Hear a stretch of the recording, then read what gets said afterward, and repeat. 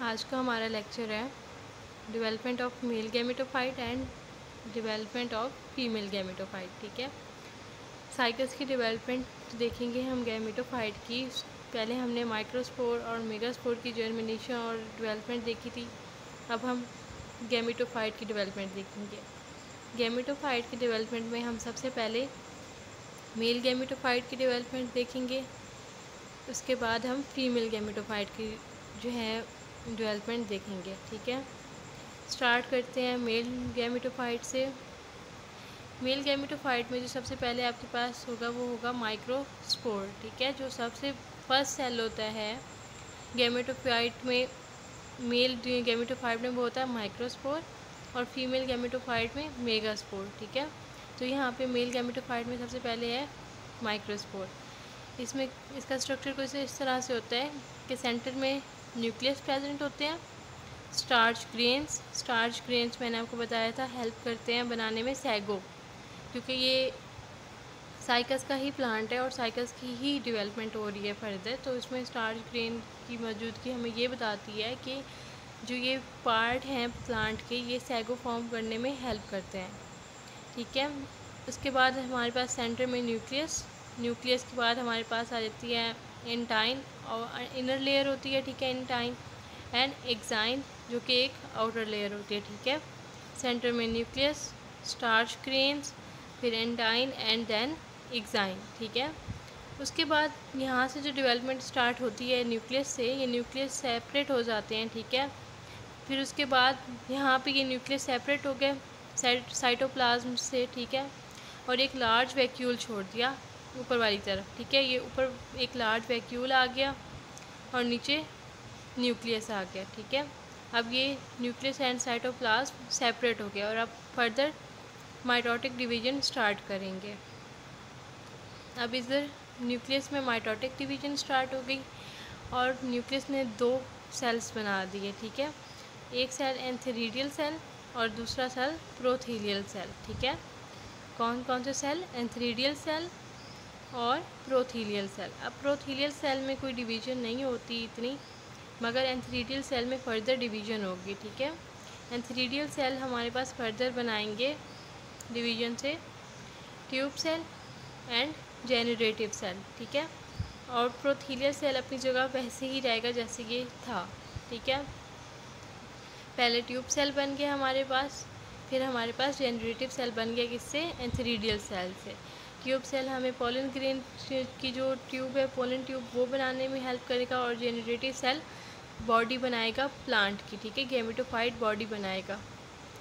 यहाँ पे हमारे पास एक ओव्यूल का स्ट्रक्चर है कि किस तरह से जब आपके पास गैमेटोफाइट माइक्रोस्पोर की जर्मिनेशन स्टार्ट होती है तो वो जाके ओव्यूल में एंटर होता है एंड देन मेगास्पोरोफिल में एंटर होता है और किस तरह से जर्मिनेशन स्टार्ट होती है। ठीक है, ये आपके पास ओव्यूल आ गया। ये माइक्रोपाइलर एंड जहाँ से पोलन ट्यूब स्टार्ट होती है, ये आपके पास आके माइक्रोस्पोर एंटर हो रहे हैं इनटू ओव्यूल और यहाँ पे आपके पास प्रेजेंट है मेगास्पोरोफिल, जहाँ पे मेगास्पोर प्रेजेंट है, मतलब फीमेल स्पोर्स प्रेजेंट है। ठीक है, एक बार दोबारा देख लेते हैं। सबसे पहला सेल हमारे पास होता है माइक्रोस्पोर में सबसे सेंटर में हमारे पास होता है न्यूक्लियस। उसके बाद हमारे पास होता है स्टार्च ग्रेन के बाद हमारे पास एंटाइन और एंटाइन के बाद एक्साइन प्रेजेंट होती है। ठीक है, ये दो लेयर्स आ गई। उसके बाद जब न्यूक्लियस अपने साइटोप्लाज्म से सेपरेट होगा तो एक लार्ज वैक्यूल बना देगा और एक न्यूक्लियस बन जाएगा। ठीक है, ये न्यूक्लियस जब डिवाइड होगा माइटोटिक डिवीजन से तो दो सेल बना देगा, माइक्रोस्पोर के दो पोर्शन, एक एंथेरिडियल सेल और एक प्रोथीलियल सेल। प्रोथीलियल सेल आगे फर्दर डेवलपमेंट शो नहीं करेंगे, एंथेरिडियल सेल डेवलपमेंट शो करेंगे। ठीक है, डिवीजन करेंगे और बना देंगे tube cell and generative cell. Tube cell आगे पोलन ट्यूब में कन्वर्ट हो जाएंगे और जेनरेटिव सेल गैमेटोफाइट की फर्दर बॉडी फॉर्म करेंगे और प्रोथीलियल सेल अपनी जगह पे वैसे ही रहेंगे और ये स्टार्क फॉर्म करेंगे। ठीक है, अब यहाँ पे आपको दिखाया गया है कि एक ओव्यूल है। ठीक है, किस तरह से माइक्रोस्पोर जर्मिनेट करके यहाँ पे एंटर होते हैं और फिर मेगास्पोरोफिल के साथ अटैच करके आगे जर्मिनेशन शो करते हैं। ठीक है, जो पोलन ग्रेन होते हैं जैसे कि माइक्रोस्पोर, वो pollination by air anemophilous type of pollination करते हैं, मतलब हवा के साथ उड़कर मेल प्लांट से फीमेल प्लांट की तरफ चले जाते हैं, ठीक है। तो पोलिनेशन बाय एयर होती है इनमें। Male gametophyte develop after some time may be 1 week और 1 मंथ। जब माइक्रोस्पोर जाके ओव्यूल के अंदर एंटर होते हैं तो वो वहाँ पे काफ़ी टाइम तक रह सकते हैं, ठीक है। उन्हें काफ़ी टाइम रेस्टिंग पीरियड मिलता है, ठीक है। वो या तो 1 हफ्ता हो सकता है या तो 1 महीना हो सकता है। उसके बाद जाके जो है ना उनकी फर्दर डेवलपमेंट स्टार्ट होती है फीमेल गैमेटोफाइट के, फीमेल मेगास्पोर के साथ, ठीक है। अब यहाँ पे ये आ गया जनरेटिव सेल, ठीक है। फिर जो जनरेटिव सेल है उसकी डिवीजन दिखा रहे हैं, ये देखें। ट्यूब सेल से हमारे पास बन गई पोलन ट्यूब, ठीक है। बॉडी सेल और स्टॉक सेल बन गए हमारे पास जनरेटिव सेल से, और प्रोथीलियल सेल अपनी जगह वैसे ही है जैसे वो पहले था, उसमें कोई डिवीजन नहीं हुई, ठीक है। ट्यूब सेल से पोलन ट्यूब और जनरेटिव सेल से body cell and stalk cell, ठीक है। जो पॉलिनेशन हो जाती है जब माइक्रोस्पोर की मेगास्पोर में, तो जो उसकी आउटर लेयर होती है एक्साइन, ठीक है, वो ब्रेक हो जाती है, टूट जाती है। इंटाइन जो है वो बाहर आती है, ठीक है, और क्या बना देती है, एक ट्यूब सेल एलोंगेट, ठीक है। अगर एक लेयर है, ठीक है, ये इस तरह से 2 लेयर्स है, अगर ये आउटर लेयर ख़त्म हो जाती है तो ये जो इनर लेयर है वो कुछ इस तरह से बाहर की तरफ निकलती है, ठीक है। तो वो क्या बना देती है, इनर लेयर ट्यूब सेल बना देती है जो कि एलोंगेट हो जाती है, ठीक है, कुछ इस तरह से, जैसे कि ये वाला पोर्शन आपको दिखाया गया, ठीक है। अब बॉडी सेल फर्दर क्या करते हैं, बॉडी सेल आगे 2 एंथीरिडियल सेल बनाते हैं, ठीक है। आगे जो डेवलपमेंट के लिए जो सेल बनते हैं, स्पर्म सेल्स बनते हैं मेल गैमेटोफाइट में, वो बनाते हैं किस तरह से, बॉडी सेल फॉर्मिंग 2 स्पर्म्स, ठीक है। ये बॉडी सेल आ गया, और ये काफ़ी ज़्यादा स्पाइरल होते हैं, ठीक है। एक जो है ना आपके पास जो स्पर्म है या एंथीरिडियल सेल है उसमें काफ़ी ज़्यादा स्पाइरल जो है ना वो होते हैं, टर्न्स होते हैं विद 1000 ऑफ सेल्स, मतलब काफ़ी ज़्यादा होते हैं। और फ्लैजिला भी उतने ज़्यादा ही प्रेजेंट होते हैं जितने ज़्यादा आपके पास सेल प्रेजेंट होते हैं, ठीक है। तो इस तरह से बॉडी सेल ने क्या बना लिए, 2 एंथीरिडियल सेल्स बना लिए, और नीचे ये आ गई पोलन ट्यूब जहाँ से इन्होंने निकल कर आगे इंटर होना है मेगास्पोरोफिल में, ठीक है।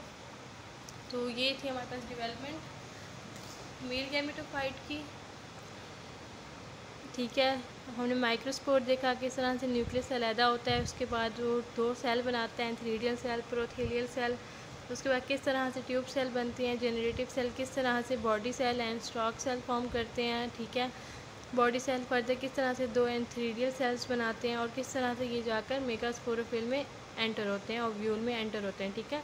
तो ये थी मेल गैमेटोफाइट की डेवलपमेंट। अब हम देखेंगे फीमेल गैमेटोफाइट की डेवलपमेंट। फीमेल गैमेटोफाइट की डेवलपमेंट बहुत सिंपल और इजी है, ठीक है। इसमें इसी तरह से डेवलपमेंट स्टार्ट होगी कि जो हाइपोडर्मल सेल होते हैं, ठीक है, एपिडर्मिस से नीचे, वो क्या करते हैं कि एक्टिव हो जाते हैं, ठीक है। हाइपोडर्मल सेल जो होते हैं एक्टिव हो जाते हैं और क्या बना देते हैं, initial cell of micropylar region, ठीक है। माइक्रोपाइलर रीजन बना देते हैं उनके इनिशियल सेल। इनिशियल सेल वो सेल होते हैं जो कि स्टार्ट में डेवलपमेंट को जो है ना आगे बढ़ाते हैं, ठीक है। अब यहाँ पे ज़रा हम क्विक सा देख लेते हैं, एक जो है पैराग्राफ, ठीक है, ड्रॉ किया हुआ है मैंने। Initial cell of micropylar region, initial cell में ट्रांसवर्स डिवीजन होगी तो वो 2 सेल बना देंगे, ठीक है। ट्रांसवर्स डिवीजन से 2 सेल बन जाएंगे, कौन कौन से, neck cell and ventral cell.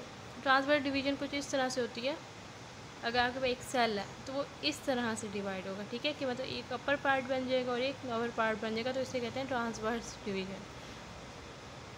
तो उससे क्या बनेंगे, neck cell and central cell division, ठीक है, सेंट्रल सेल। फिर सेंट्रल सेल में फर्दर डिवीजन होगी तो क्या बना देंगे, venter canal cell and egg cell. ये एग सेल जाके जब अटैच होगा माइक्रोस्पोर के साथ, ठीक है, जो हमने ऊपर डेवलपमेंट किया, तो आगे जाके जर्मिनेशन स्टार्ट होगी, फर्टिलाइजेशन स्टार्ट होगी, और हमारे पास बन जाएगा जाइगोट, ठीक है। जबकि नेक्स्ट सेल में वर्टिकल डिवीजन होती है। वर्टिकल डिवीजन इस तरह से होती है कि एक सेल है उसमें इस तरह से डिवीजन हो, ठीक है, इस तरह से डिवीजन होगी तो उसे कहते हैं वर्टिकल डिवीजन। और इस तरह हमारे पास 2 to 4 नेक्स्ट सेल बन जाएंगे, ठीक है। अब यहाँ पे हम देखते हैं डायग्राम्स। सबसे पहले ये नेक्स्ट सेल है, ठीक है, हमारे पास जो बना है। उसके बाद ये सेंट्रल सेल है, ठीक है। ये हमारे पास कैसे बना, transverse division of initial cell of micropylar region, ठीक है, next cell and central cell. फिर उसके बाद जब नेक्स्ट सेल में डिवीजन होगी, वह कौन सी डिवीजन मैंने आपको बताई थी, वर्टिकल डिवीजन, ठीक है। वर्टिकल डिवीजन होगी तो ये कुछ इस तरह से सेल्स फॉर्म हो जाएंगे, ठीक है, ऊपर वाले पोर्शन में। और नीचे सेंट्रल सेल फिलहाल अभी वैसे ही है क्योंकि इसमें फर्दर अभी डिवीजन नहीं हुई, ठीक है। पहले हमारे पास 2 सेल बन जाएंगे, next cell and central cell. फिर नेक्स्ट सेल में वर्टिकल डिवीजन्स होंगी तो वो इस तरह से कुछ सेल बना देंगे, काफ़ी ज़्यादा 2 से 4। फिर उसके बाद सेंट्रल सेल में जब डिवीजन होगी तो वो क्या बना देंगे, वेंट्रल कैनाल सेल। और यहाँ पे हमारे पास बनेगा फर्दर एक एक्स सेल, ठीक है। ये क्या होगा हमारे पास, एक्स सेल। तो ये इस तरह से जो सेंट्रल कैनाल सेल है वो 2 सेल्स में डिवाइड हो जाएगा, ventral canal cell and egg cell, ठीक है। अब हम ज़रा देख लेते हैं ओव्यूल की डायग्राम। पहले भी हमने लास्ट लेक्चर में देखी है, एक बार फिर देख लेते हैं। ओव्यूल में सबसे पहले हमारे पास यहाँ पे होते हैं माइक्रोपाइलर रीजन, ठीक है। ऊपर हमारे पास होता है माइक्रोपाइलर रीजन। माइक्रोपाइलर रीजन से नीचे हमारे पास आए थे पोलन चैम्बर, जहाँ पे हमारे पास क्या करते हैं, माइक्रोस्पोर जो है ना आकर रेस्टिंग स्टेज में चले जाते हैं, ठीक है। उसके बाद हमारे पास यहाँ पे आ जाते हैं आर्चिगोनियल चैम्बर, ठीक है। और ये दो हमारे पास क्या आ गई, आर्चिगोनिया। आर्चिगोनिया में हमारे पास क्या होती हैं, मेगास्पोर्स होते हैं जो कि बाद में डेवलपमेंट स्टार्ट करते हैं इसके साथ, माइक्रोस्पोर्स के साथ मिलकर, ठीक है। और हमारे पास ये इंट्यूगमेंट लेयर्स होती हैं, 1 2 3, ये 3 लेयर्स होती हैं इंट्यूगमेंट की, outer layer, middle layer and inner layer. और दरमियान में हमारे पास पैरेन्काइमेटस न्यूक्लियस रीजन होता है, ठीक है। कौन सा होता है, पैरेन्काइमेटस।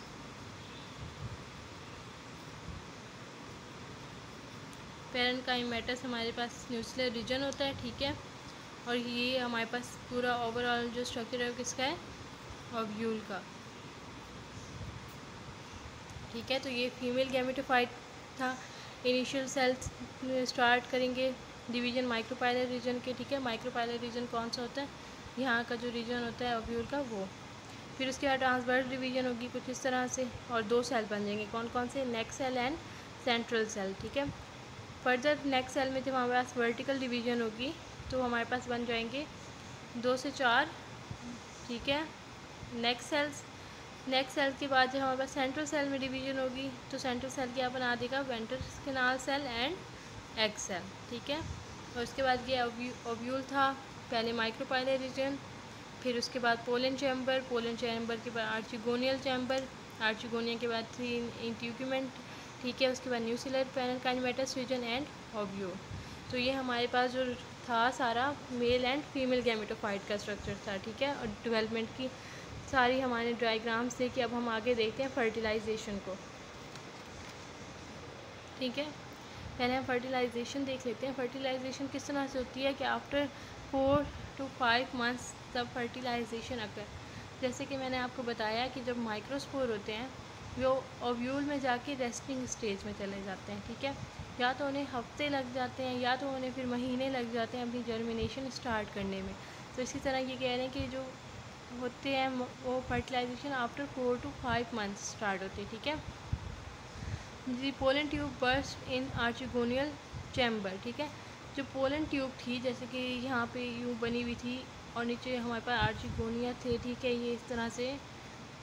तो जब ये वाला हिस्सा बर्स्ट होगा, ठीक है, ये वाला, तो यहाँ पे जो माइक्रोस्पोर्स हैं वो जाकर अटैच हो जाएंगे मेगास्पोर्स के साथ और क्या स्टार्ट करेंगे, जर्मिनेशन स्टार्ट कर देंगे, ठीक है। तो हमारे पास क्या बन जाएगा, जाइगोट बन जाएगा, ठीक है।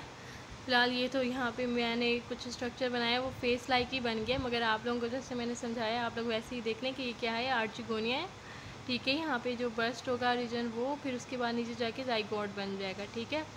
तो as a result of syngamy zygote is form. तो साइनगेमी का मतलब जो दोनों पार्ट्स होते हैं, मतलब जो उनके क्या कह सकते हैं न्यूक्लियस होते हैं, उनमें जो जब वो होती है क्या कहते हैं, जब वो मिलते हैं आपस में तो वो क्या बना देते हैं, जाइगोट फॉर्म कर देते हैं, ठीक है। Zygote is a first cell of sporophytic generation. जब गैमेटोफिटिक जनरेशन कंप्लीट होगी उसके बाद जब स्पोरोफिटिक जनरेशन स्टार्ट होती है, मतलब अगेन वही लाइफ साइकिल उनकी चलती रहती है, पहले स्पोरोफिटिक फिर गैमेटोफिटिक फिर अगेन स्पोरोफिटिक, मतलब इस तरह से जो उनका लास्ट सेल है नेक्स्ट जनरेशन को स्टार्ट करता है। तो इसी तरह जो जाइगोट है वो फर्स्ट सेल होता है स्पोरोफिटिक जनरेशन का, ठीक है। अब हम एम्ब्रियो जर्नी देखते हैं कि किस तरह से जाइगोट से एम्ब्रियो फॉर्म होता है और एम्ब्रियो से आगे सीड फॉर्म होता है। ठीक है, कुछ इस तरह से है। यहाँ पे अब आपके पास एक जाइगोट है। ठीक है, जाइगोट में आपके पास मेल न्यूक्लियस भी है, फीमेल न्यूक्लियस भी है। ठीक है, दोनों न्यूक्लियस आएंगे तो फिर हमारे पास क्या होगा, जाइगोट बनेगा। जैसे मैंने आपको पहले बताया सैनगेमी, मतलब न्यूक्लियस जब आपस में कंबाइन होते हैं किसी सेल के तो वो फिर बनाते हैं जाइगोट। अब हमारे पास ये एक जाइगोट है। ठीक है, ये क्या है, हमारे पास एक जाइगोट सेल है। जाइगोट सेल में जब हमारे पास डिवीजन होगी, ठीक है, तो ये क्या बना देंगे, कंबाइन हो जाएंगे दोनों सेल।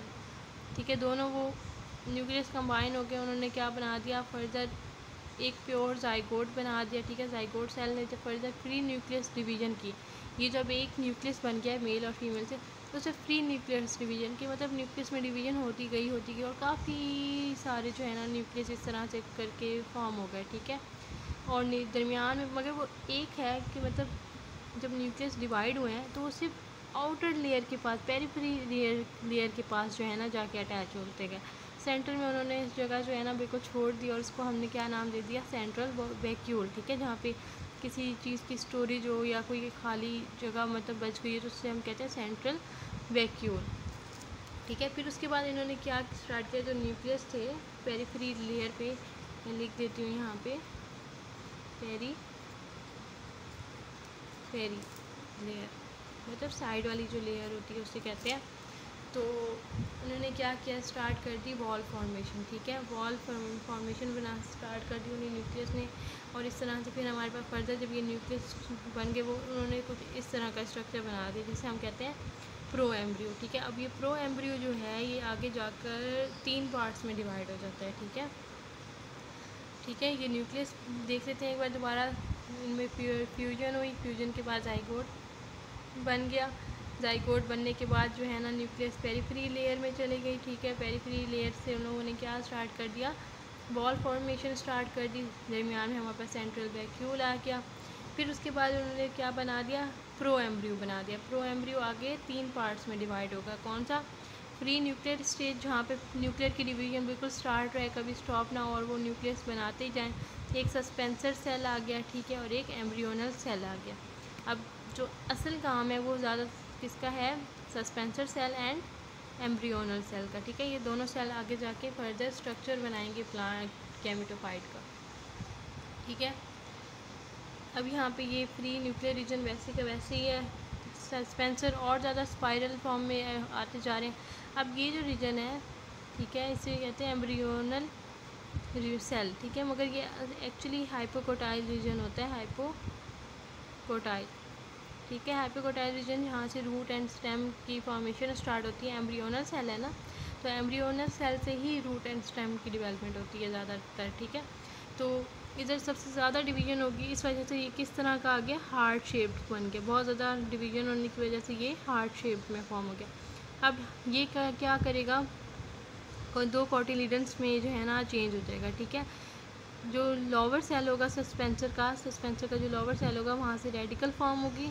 ठीक है, रेडिकल क्या बनाती हैं, रूट, और जो ऊपर वाला ये वाला पोर्शन है ये क्या बनाएगा, प्लम्यूल जो है ये बना देगा स्टेम। ठीक है, तो ये इस तरह से आगे डेवलपमेंट स्टार्ट करते हैं जिस वजह से प्लांट की जो है ग्रोथ स्टार्ट होती है। ठीक है, एक बार दोबारा देख लेते हैं, 2 न्यूक्लियस, जब mail nucleus and female nucleus में फ्यूजन स्टार्ट हुई तो उन्होंने बना दिया जाइगोट। ठीक है, जाइगोट ने क्या स्टार्ट की, जो जाइगोट का न्यूक्लियस था उसमें फ्री न्यूक्लियर डिवीजन स्टार्ट कर दी।